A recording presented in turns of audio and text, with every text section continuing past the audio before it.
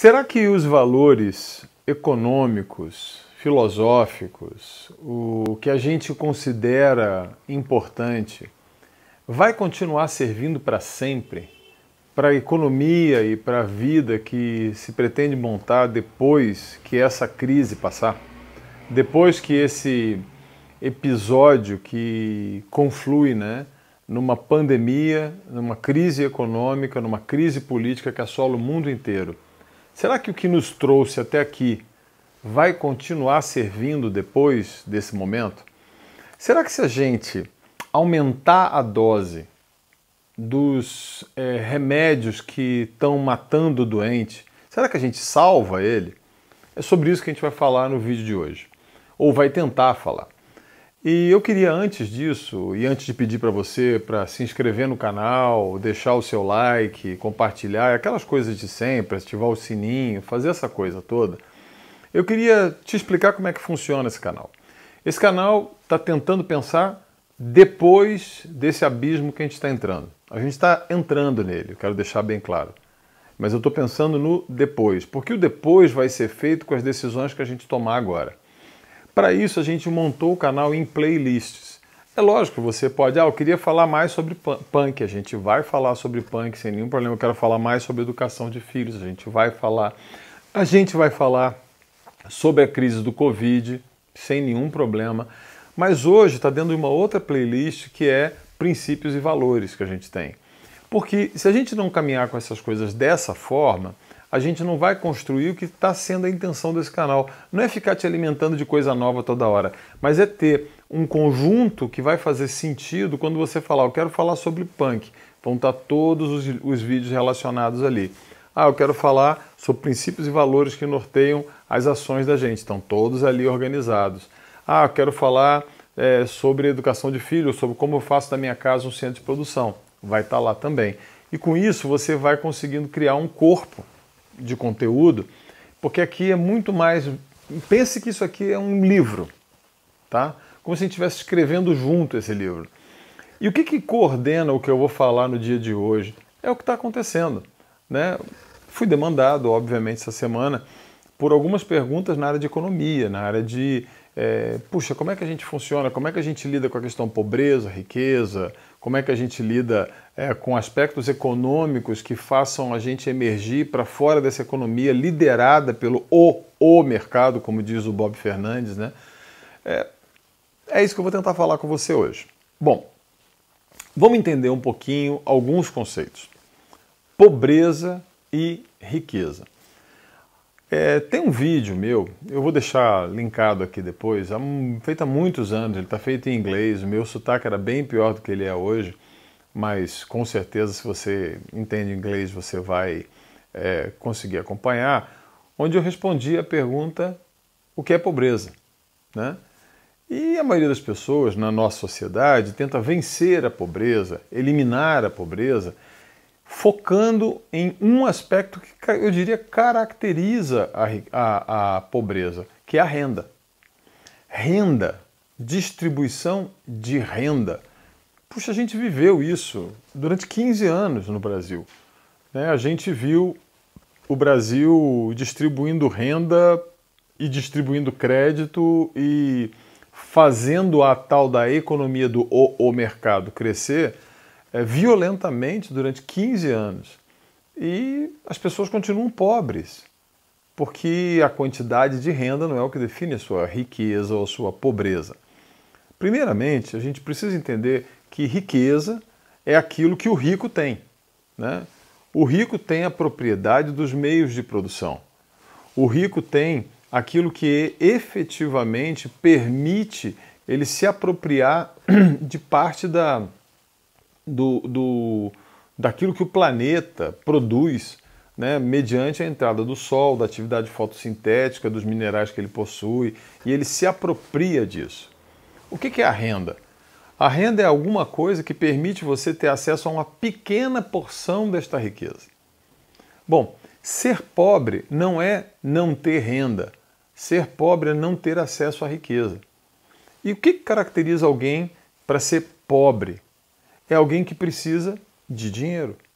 porque dinheiro é o que define nesta economia pobreza. Mas pobreza, de fato, é você não ter acesso aos meios de produção e você não ser proprietário ou não ter a posse, não ter o uso comum, como a gente defende aqui, desta riqueza que é de todos, que existe de todos. Ela está apropriada por alguns que são os ricos. Bom, riqueza e pobreza são dois conceitos fundamentais para você entender tudo que eu vou falar daqui para frente. Se a gente acha que vai eliminar a pobreza aumentando a renda das pessoas, basta fazer uma pergunta. O que aconteceu com você nos últimos 3 meses em que a renda, talvez não seja o seu caso, mas da maioria das pessoas, a renda diminuiu?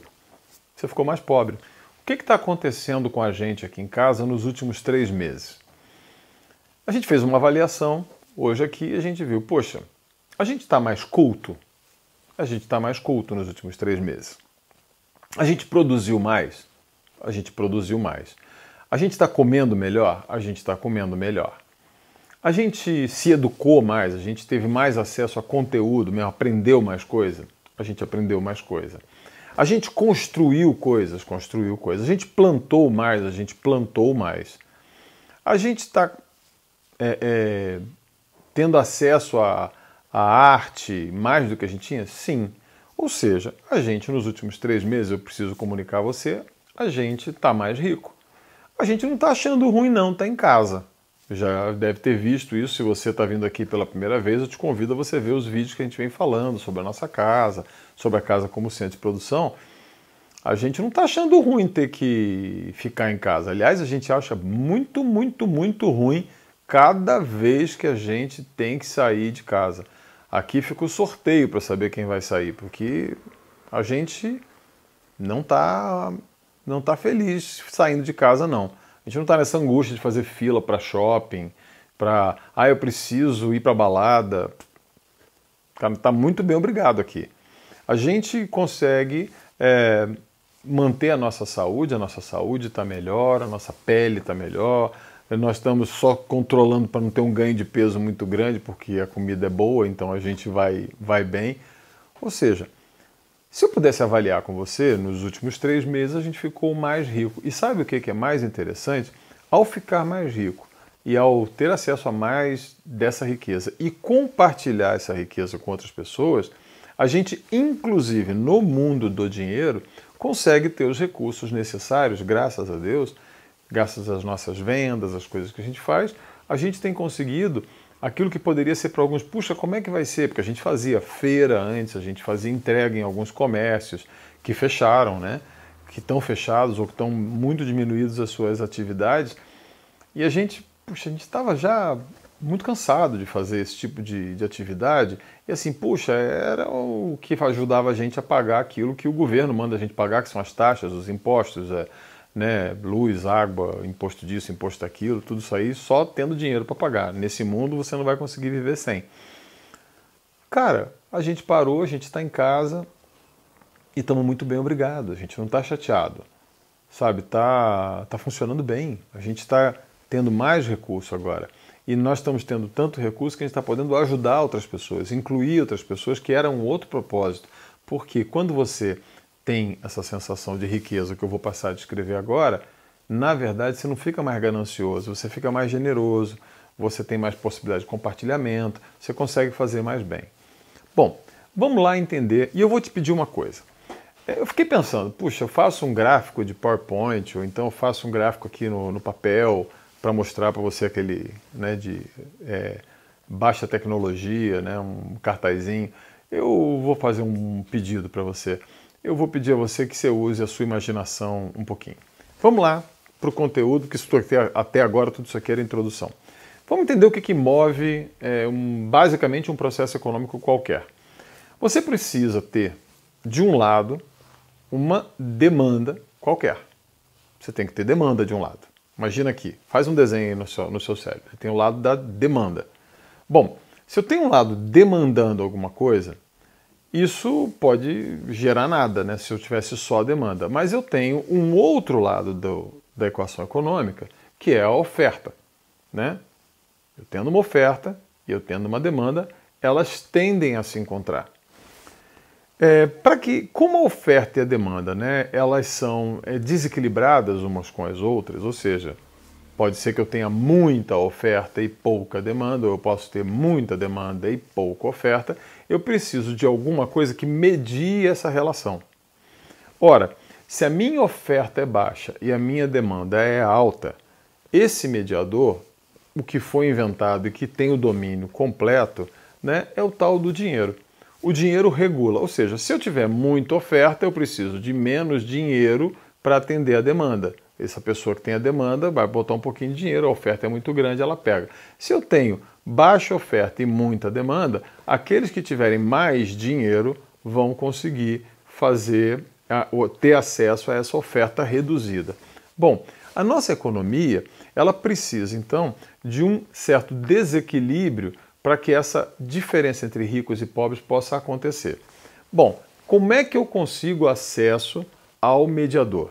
No nosso modo de pensar, e está todo mundo muito desesperado com o fato de que nossos irmãos hoje estão sem emprego e sem renda, porque renda é a quantidade de dinheiro que você tem para poder acessar a oferta que satisfaça a sua demanda. Bom, como você vai conseguir esse dinheiro ou essa renda, né, que permita você ter esse acesso? Hoje em dia, as pessoas estão focadas que elas têm que ter um emprego. Então, uma das coisas que a gente entende como fim de pobreza, que eu acho, e daqui a pouco vou provar uma mentira danada, é o pleno emprego. Bom, o conceito, então naquela imaginação que eu pedi, aquele PowerPoint que você está fazendo na sua cabeça, você imagina a demanda de um lado, a oferta do outro, o mediador aqui. Como é que eu tenho esse mediador? Se eu tiver um emprego, eu tenho um emprego, pego acesso a esse mediador dinheiro e dentro dessa oferta eu consigo pegar e capturar uma parte para atender a minha demanda. Perfeito, bonitinho. Bom, o que faz esse troço funcionar? Se a gente passa a acreditar em algumas coisas. Que a oferta é sempre reduzida. Por isso que a economia, classicamente, ela se define como a ciência da escassez, porque ela diz: o mundo em que nós vivemos é escasso. Do outro lado, ela depende de convencer você de que você tem demandas ilimitadas. Ora, se eu vivo num mundo de escassez, de demandas ilimitadas, vai estar sempre faltando alguma coisa que vai ser disputada, né, e vai ser mediada por esse dinheiro e vai ser disputada dentro de uma estrutura que a gente chama de mercado. O mercado vai fazer isso. No meio dessa história, aparece um outro ente chamado governo ou Estado que tenta regular esse mercado para que aqueles que tenham menos acesso a essa renda possam ter algum acesso a essa oferta para que alguma parte das suas demandas sejam satisfeitas. Basicamente é isso. E a gente fica essa briga Estado-mercado, né? E aí, basicamente, também essa diferença que se faz dentro dessa lógica, né, econômica entre direita e esquerda é basicamente que, normalmente, o que você poderia definir como direita é que a direita considera que a desigualdade de acesso à quantidade dessa renda, né, e as diferenças de demanda, elas são naturais, elas são isso aí mesmo. A esquerda diz não, não são naturais e elas precisam, de alguma maneira, buscar igualdade ou equidade, que seria a palavra mais correta. Isso define por onde vai cada um. E o Estado, teoricamente, entra aí tentando equilibrar e fazendo aquilo que é básico. Saber de onde que ele tira dinheiro e para quem que ele dá dinheiro. No caso do nosso Estado brasileiro, não precisa ser muito genial para perceber de quem está sendo tirado dinheiro e para quem está sendo dado dinheiro, né? Pergunta aí onde é que foi parar um trilhão de reais aí ultimamente, dado a quem, tirado de quem. Porque o Estado não tem dinheiro, o dinheiro é seu. O dinheiro só é manejado pelo Estado. O Estado não é proprietário do dinheiro. O dinheiro é o dinheiro que está na mão das pessoas. Ele vai ser taxado e vai ser distribuído. Bom, isso é como funciona o mercado hoje. Isso funciona mais ou menos bem em condições normais de temperatura e pressão. Ora, mais atributos do mercado, dependendo de um bom equilíbrio entre oferta e demanda, a gente consegue aí o mercado regular, as pessoas conseguem ter atendidas as suas necessidades, o Estado entra equilibrando, controlando o mercado, controlando a demanda das pessoas, estabelecendo ou fomentando a oferta, e isso funciona beleza, até a hora que chega uma crise, até a hora que as coisas não funcionam mais. Bom, e se a gente começasse a questionar vários desses postulados que eu falei até aqui? Primeiro, o primeiro postulado da economia é que a gente vive num mundo escasso. Ora, uma das coisas que a gente afirmou aqui no trabalho com as punk, né, nos vídeos que a gente falou sobre punk, foi que a gente tem no planeta 30 mil plantas comestíveis. Aí não me interessa se você é ateu ou cristão, se você é de direita ou de esquerda, se você é o cara da agricultura urbana ou se gosta de ir no supermercado, se você continuar achando que a vida é feita num mundo escasso, onde tudo que se planta... Eu hoje estava falando eu vi, né, um comentário de um amigo meu, Valdeli, ele falando, poxa, o pessoal insiste em plantar, distribuir, muda de alface, muda de rúcula, muda de brócolis, muda de couve, deixando de explorar essa abundância de oferta que a gente tem. Ora, é óbvio que você tem que ter sonegado essa informação, porque para começar a quebrar a economia, eu começaria a dizer, o mundo não é escasso, não. O que é escasso é o seu conhecimento. Você conhece pouco. Logo, você olha e não reconhece como oferta aquilo que o mundo tem te ofertado. Ou você aprende a dizer que não é comida aquilo que é comida. Ou você aprende a dizer que não é casa aquilo que é casa. Por exemplo, não sei como você reagiria, eu não estou dando essa informação de orelhada, tá? Se você percebesse que antes de 1930 não havia déficit habitacional na África. As pessoas não tinham déficit de habitação. Sabe por quê? Porque elas pegavam os elementos que estavam ali na natureza, que estão abundantes, e faziam as suas casas. E eram casas apropriadas e com os quais a humanidade ali na África evoluiu sabendo viver naquele ambiente, com conforto térmico, com proteção de insetos e conseguindo constituir a enorme população africana, sendo que cada um que queria fazer sua casa ia lá e construía sua casa com aquilo que hoje os modernosos gostam de chamar de bioconstrução. Aí você paga um curso de R$5.000 para aprender a fazer bioconstrução. Bom, bioconstrução é o que os indígenas sempre fizeram, é o que os africanos... Você pensou, indígena com déficit habitacional? Não existe. Ele sabe que o ambiente lhe provê abundantemente para que ele possa ter a sua casa da maneira mais adequada para aquele bioma que ele tem. E eu não estou brincando com isso não. Por exemplo, se você vier aqui no sul ninguém andava no inverno, a gente sempre teve inverno aqui, os caingangue, as casas deles não eram ocas abertas, né, como você vai encontrar no Amazonas ou que você encontraria na região sudeste, não. Eram cavadas no solo, eram grandes áreas cavadas no solo onde as pessoas se protegiam do frio e isso ficava aí 50, 60 centímetros acima do nível do solo. É muito interessante, procura aí uma residência caingangue, você vai ver como é que é interessante. Era adaptação. O esquimó, ele vai fazer um iglu dele, lá com pele de foca, gelo, que era o que tinha de material abundante. Nenhuma dessas pessoas tinha déficit habitacional até a hora em que passaram a dizer que aquilo que ele morava não era casa. Casa era aquilo que está dentro do padrão europeu. Tem um telhadinho assim, que tem parede, que tem vidro, que tem janela, que tem tijolo, né? E aí a gente ensina os nossos filhos, como diz o Hugo, né, o meu queridíssimo amigo, né, que a casa de tijolo e vidro, né, é que é casa. A casa de palha não é casa, a casa de barro não é casa, que hoje você paga um curso caro para chamar a casa de barro de adobe, né, chamar a casa de bambu de bioconstrução, e você explora novos materiais, que na verdade são velhíssimos materiais. Bom, não tinha déficit habitacional na África.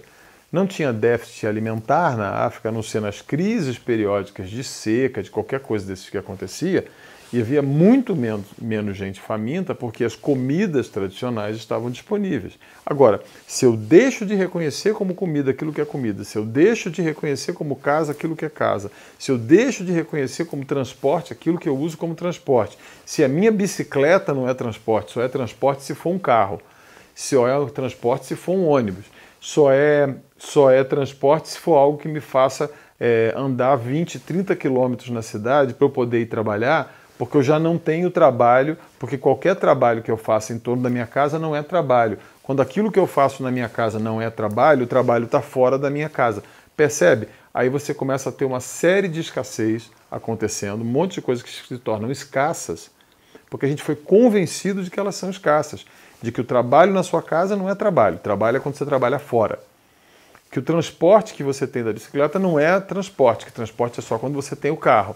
Que a casa que você sabe construir, ela não é casa, porque ela não recebe a permissão de um engenheiro, né, que não recebe a permissão e o habite de uma prefeitura, porque ela considera que só é possível ser casa aquilo que esteja dentro das normas estabelecidas para um modo de vida único, que empilha pessoas, que aglomera pessoas, que deixa elas todas empilhadas, e não com os modos tradicionais que cada ambiente sempre trouxe.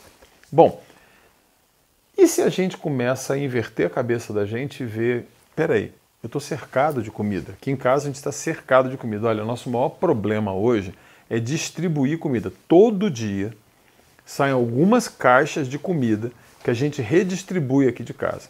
Que a gente coleta em alguns lugares, a gente prepara isso e redistribui. A gente planta quando tem demais e redistribui. A gente produz e a gente redistribui. Bom, nosso grande problema hoje é que na nossa geladeira não cabe mais nada. Então, chegou, pintou comida, tem coisa vencendo na horta. A Helena que está aqui na minha frente, a Helena está sempre atrás da câmera, tá? Quando você quiser saber, quem está ali atrás é a Helena. Um dia eu mostro ela para você. A Helena falou assim, nós temos que comer a rúcula e a azedinha porque o nosso canteiro de capilaridade já estão no ponto de colheita. A gente vai ter tanta que vai ser assim, a gente vai ficar enjoado de comer, porque tem que comer as outras coisas que tem também. Tem a arendera, aliás, a arendera não pode, né? De jeito nenhum, Helena, que se comer a arendera dela não vai ter macarrão verde para os nossos clientes. Mas taioba a gente acabou de colher tudo que tinha, daqui a pouco já começa a brotar de novo. A gente tem um monte de coisa, a gente tem batatas, tem hoje palmitos, melancias e frutas e tal. Bom, nós estamos com esse problema. Por quê? Porque além da comida tradicional que você conhece, que a gente reconhece como comida, nós ainda anexamos dezenas de outras espécies que a gente considera e sabe, opa, a oferta de comida está grande. Trabalho. Nenhum de nós aqui em casa tem emprego. A gente, inclusive, fica muito... O dia de festa, aqui do meu lado está a Camila, né, Camila? O dia de festa que a gente tem aqui é o dia que alguém, por um acaso, está prestando um serviço e ainda estava lá ligado a algum emprego. É assim, eba, virei desempregado. A gente faz festa, não é mesmo, Camila? A gente faz um festão. Então, imagina um lugar onde você comemora o desemprego.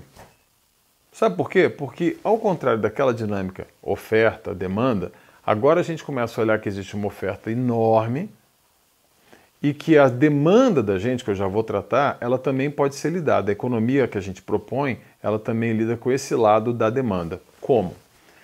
Bom, nós aprendemos que a demanda é ilimitada. E nós, aqui em casa, temos 3 conceitos para lidar com a demanda. O primeiro deles é o conceito de limite. O segundo é o conceito de renúncia.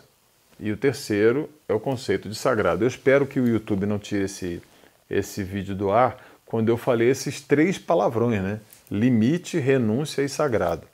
O que eu quero dizer com isso? Primeiro conceito de limites. Ser rico ou ser pobre não tem a ver com quanto acesso você tem a quê, mas tem a ver com quão satisfeito você está com as coisas que você tem. Quanto mais a gente percebe que a gente vive abundantemente, a gente está satisfeito, a gente não fica ansioso, querendo cada vez mais. Então a gente exercita aqui em casa muito esse exercício da satisfação, de estar satisfeito com o que tem, estar contente. Contente vem da palavra de conter alguma coisa. A gente está com o conteúdo da gente cheio, pleno, tranquilo. Ou seja, quando eu começo a trabalhar do lado da demanda, numa vida com limites, ao contrário do que se propõe você, rompa seus limites, vença seus limites, vá além dos seus limites. Cara, não. Não. Sabe por quê? Porque o planeta tem um limite chamado biosfera. Para além dele é espaço, meu irmão. Não tem nada. Você vai morrer lá. Então, a biosfera é um limite. Então, o planeta vive dentro do limite. O único jeito de viver dentro desse planeta é dentro de limites. Limites de bioma, limites de estação do ano, limites de temperatura, limites de altitude. A gente vive dentro de limites. Não tem conversa. E esses limites vão se estendendo até a hora que eles vão dando para a gente. Pô, eu não preciso de 30 camisas.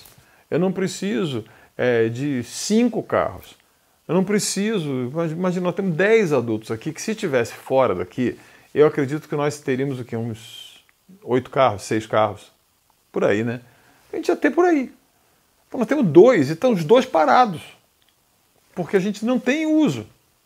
A gente usa menos do que precisa. Quando a gente precisa, vai lá, pega o carro e sai. E o uso desse carro já coloca a gente, puxa vida, a gente usa menos gasolina, menos combustível, menos poluição. A gente vai voltando mais limite, a gente gasta menos luz, menos água, menos tudo. Por quê? Quando a gente gasta menos, começa a sobrar lá na ponta da oferta também, para outras pessoas terem acesso a isso que a gente acha bom ter. Além dos limites, a gente tem renúncia. A renúncia é aquilo que a gente faz quando é mediado pelo amor, quando a gente ama alguém, quando a gente se importa com os outros, quando a gente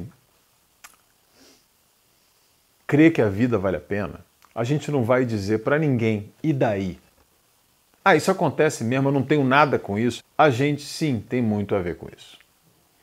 E a gente faz uma renúncia diária por amor, primeiro aquelas pessoas com quem a gente coabita, né, nossos cônjuges, nossos companheiros, companheiras, nossos filhos, aqueles que a gente conhece, mas a mais importante renúncia é aquela que a gente tem capacidade de fazer e se sensibilizar por gente que você nem sequer conhece, nem sabe quem é. E, por fim, o conceito de sagrado. O conceito de sagrado não tem nada a ver com religião, não. Mas é considerar um rio sagrado, considerar uma árvore sagrada, porque um simples fato, se o rio for sagrado, você não vai fazer cocô nele, entendeu? Você não vai jogar seu esgoto nele.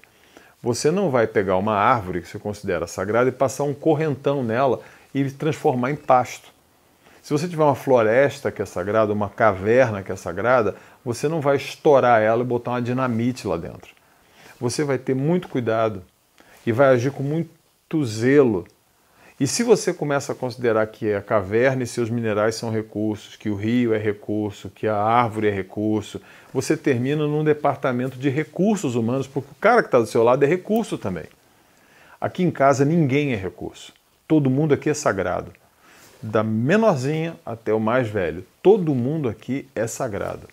Sagrado é alguma coisa que você não toca, que você não abusa, que você não usa de maldade, que você não extrapola limites e por quem você está disposto a fazer renúncias. Inclusive, isso é a base de muita religião.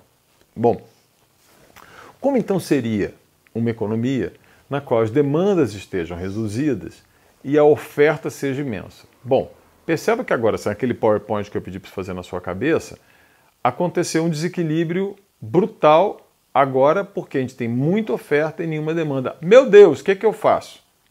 Bom, eu vou ter que trabalhar essa oferta. Daí a gente substitui o conceito de emprego que estava aqui, lembra naquele PowerPoint, por um outro conceito, o conceito de trabalho. Trabalho é fazer uma intervenção na realidade para transformá-la. Quando eu pego um elemento qualquer da natureza e cozinho ele, eu transformo em outra coisa. Quando eu elaboro, eu incremento ele, eu transformei ele em outra coisa.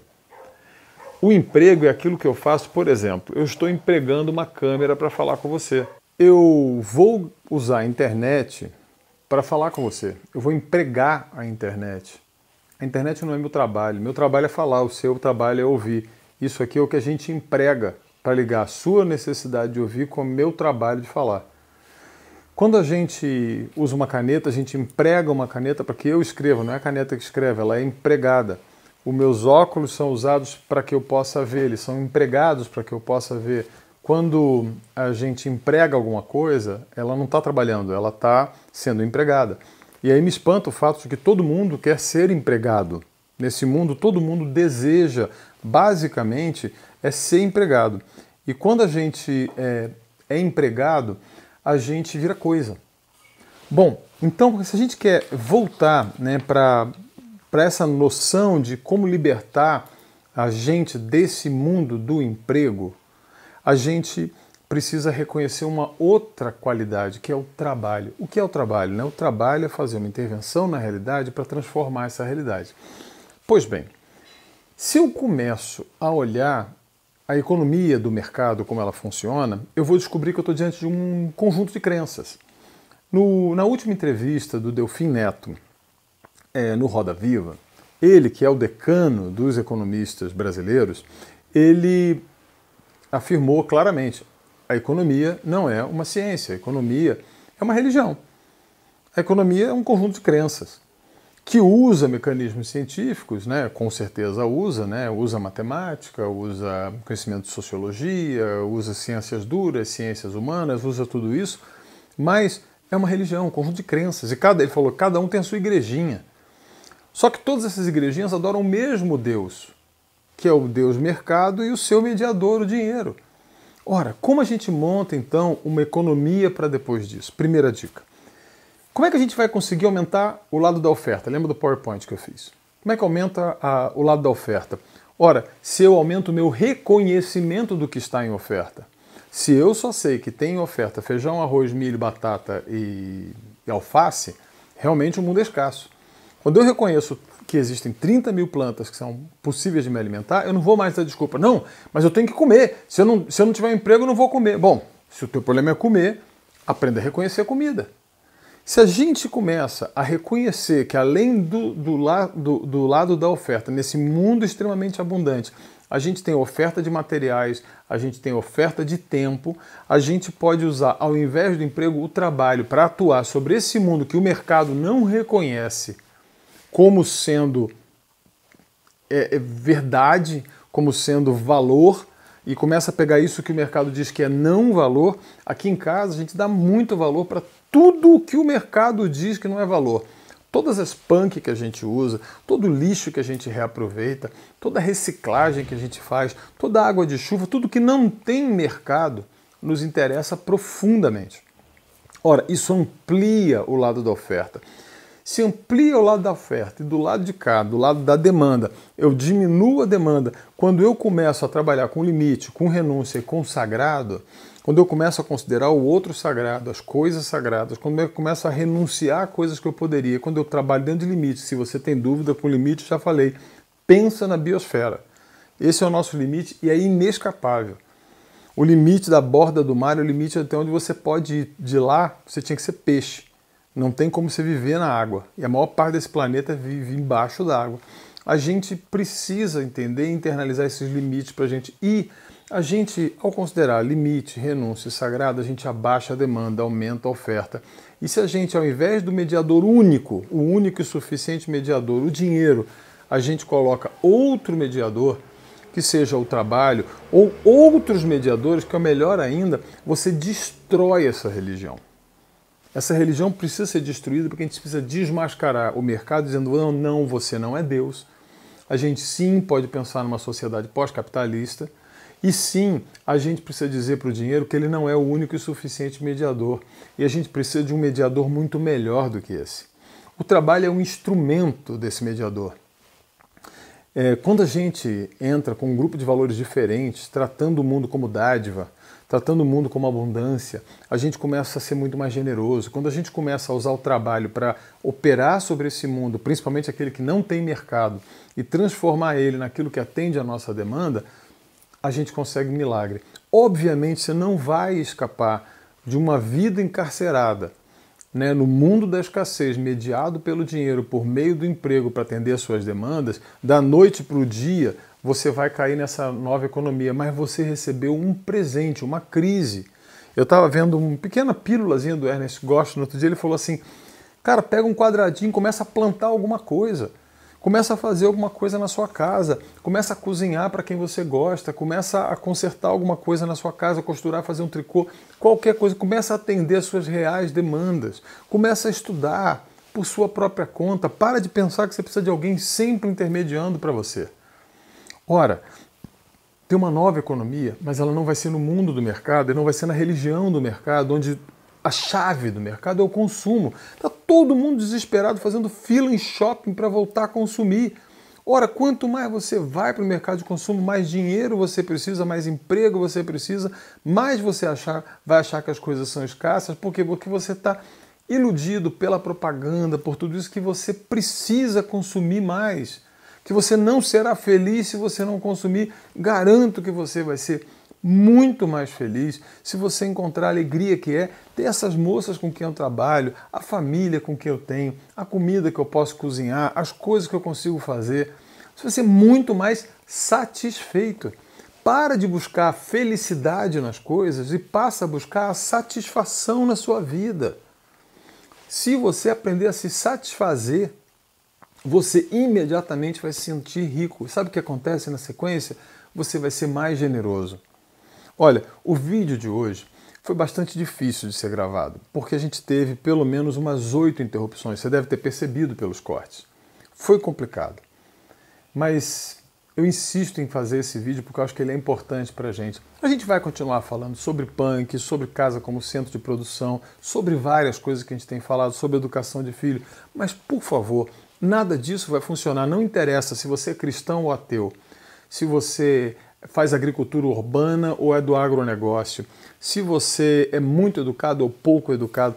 Nada disso faz diferença se você continua na religião do consumo apático, submetido ao Deus mercado, achando que a danação é estar fora do mercado, é o inferno que você tanto teme. Eu estou falando para você aqui de fora do mercado. Existe vida fora do mercado. Existe vida e vida em abundância, que está aberta para você, está aberta para mim.